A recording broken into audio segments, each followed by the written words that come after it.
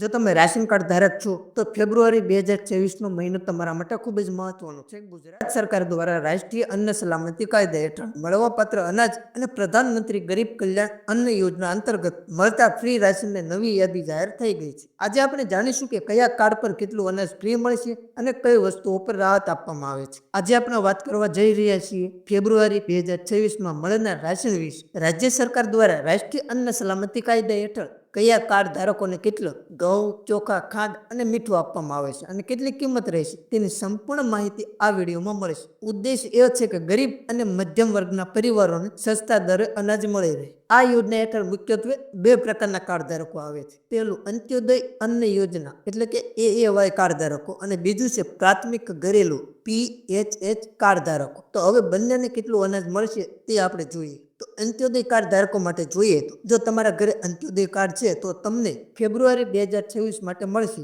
ઘઉં 15 કિલો પ્રતિ કાર્ડ અને ચોખા 20 કિલો પ્રતિ કાર્ડ. યથાર્થ એક AAY કાર્ડ પર કુલ 35 કિલો અનાજ મળશે. આ ખૂબ જ સબસિડી વાળા દરે આપવામાં આવે છે જેથી ગરીબ પરિવારોને મોટી રાહત. હવે વાત કરીએ પ્રાથમિક ઘરેલું એટલે કે PHH કાર્ડ ધારકો. તો અહીં જથ્થો પરિવારના સભ્યોની સંખ્યા પર આધારિત હોય છે. હવે ઘઉં જોઈએ વ્યક્તિ દીઠ 2 કિલો અને ચોખા વ્યક્તિ દીઠ 3 કિલો. માનો કે તમારા ઘરે 4 સભ્યો છે તો તમને મળવા પાત્ર થશે ઘઉં 8 કિલો અને ચોખા 12 કિલો. તો હવે વાત કરીએ સરકાર દ્વારા નક્કી કરવામાં આવેલા ભાવો. તો ઘઉં કાર્ડ દીઠ 2 રૂપિયા પ્રતિ કિલો, ચોખા કાર્ડ દીઠ 3 રૂપિયા પ્રતિ કિલો, ખાંડ નિર્ધારિત જથ્થા મુજબ 15 રૂપિયા અથવા તો 22 રૂપિયા પ્રતિ કિલો અને આ વસ્તુ કાર્ડની કેટેગરી મુજબ આપવામાં આવે છે. આયોડાઇઝ મીઠું કાર્ડ દીઠ 1 કિલો અને એનો ભાવ રહેશે 1 રૂપિયા પ્રતિ કિલો. હવે જોઈએ ખાંડ કેટલી મળવા પાત્ર રહેશે. તો ખાંડ દરેકને સમાન મળતી નથી. અંત્યોદય કાર્ડ ધારકો માટે 3 વ્યક્તિ સુધીના પરિવાર માટે કાર્ડ દીઠ 1 કિલો ખાંડ આપવામાં આવે છે. હવે મીઠું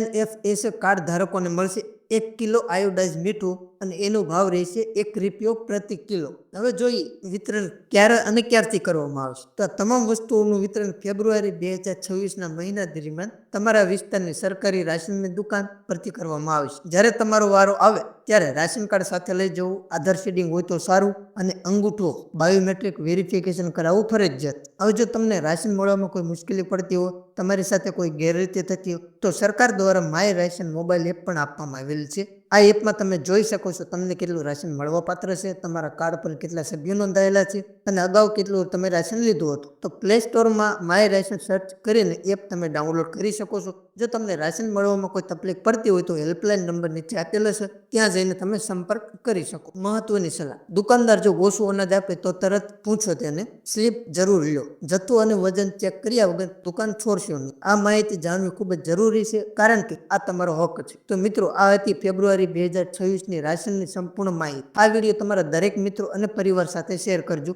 જેથી કોઈ ગરીબ પરિવારને પોતાના હકનું રાશન લેતા રહી ન જાય. અને આવી જ સરકારી યોજનાઓની માહિતી માટે અમારી ચેનલ એટલે કે યુનિવર્સલ ગુજરાત સબસ્ક્રાઇબ કરો. આભાર.